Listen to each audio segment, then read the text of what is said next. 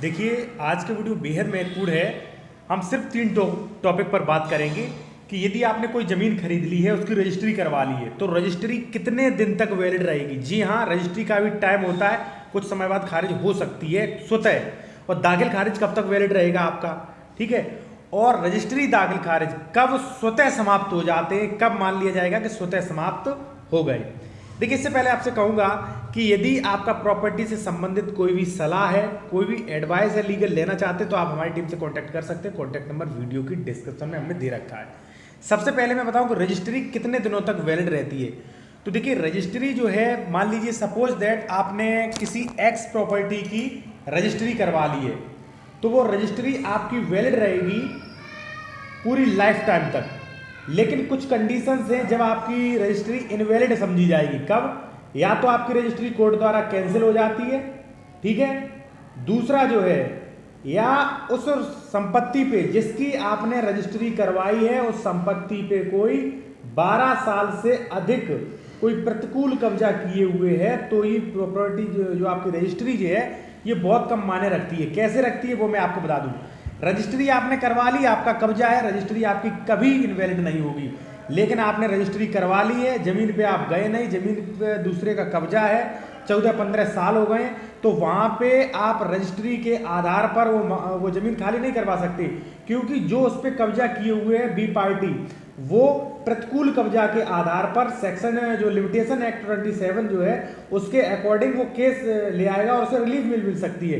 क्योंकि section limitation act section 27 कहता है कि यदि आपकी कोई प्रॉपर्टी है, ठीक है, तो आप उस पर कोई कब्जा किए हुए हैं, प्रतिकूल कब्जा, तो कब्जा हटवाने के लिए आप वाद संस्थित कर सकते हैं, आप कोर्ट में वाद ला सकते हैं। उसकी समय सीमा कितनी है? 12 साल तक, ठीक है। मैं आपको इसका प्रूफ भी दे सकता हूं, आप कॉन्टेक्ट करके ले सकते हैं, ठीक है।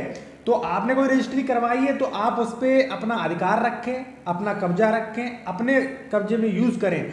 आप किसी अन्य व्यक्ति को, किसी थर्ड पर्सन को उस प्रॉपर्टी पे कभी भी कब्जा न दें, क्योंकि अगर मान लीजिए कोई 15-20 सालों से उस पर प्रतिकूल कब्जा किए रहेगा, तो आप रजिस्ट्री के आधार पर चैलेंज नहीं कर सकते, उसे बिल्कुल नहीं हटवा सकते, ठीक है। वो कोर्ट जाएगा, कोर्ट में सालों मामला चलेगा और आप उसमें हार के आएंगे, ठीक है।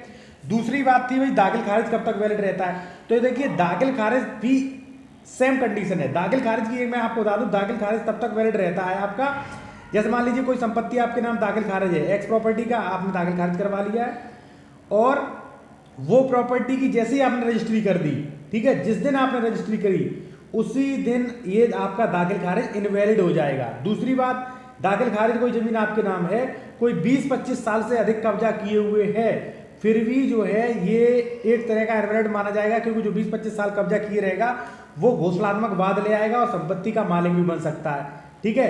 तो सब में एक लिमिट है। सीधे मतलब मेरा कहने का मतलब ये है कि यदि आपके नाम कोई दाखिल खारिज है, आपके नाम कोई रजिस्ट्री है, तो वो कभी भी लाइफ टाइम कैंसिल नहीं होगी, बशर्ते ऐसा ना हो कि आपकी उस जमीन पर कोई अन्य व्यक्ति 20-22 साल से प्रतिकूल कब्जा किए हुए। तो दोस्तों, ऐसे ही महत्वपूर्ण वीडियो देखने के लिए आप चैनल को सब्सक्राइब करें और बेल आइकन जरूर दबाएं, जिससे आने वाले जो महत्वपूर्ण कानून हैं उनकी जानकारी आपको हो सके। और यदि आपका कोई क्वेश्चन है तो आप मुझसे कॉन्टैक्ट कर सकते हैं, नंबर वीडियो की डिस्क्रिप्शन में हमने दे रखा है।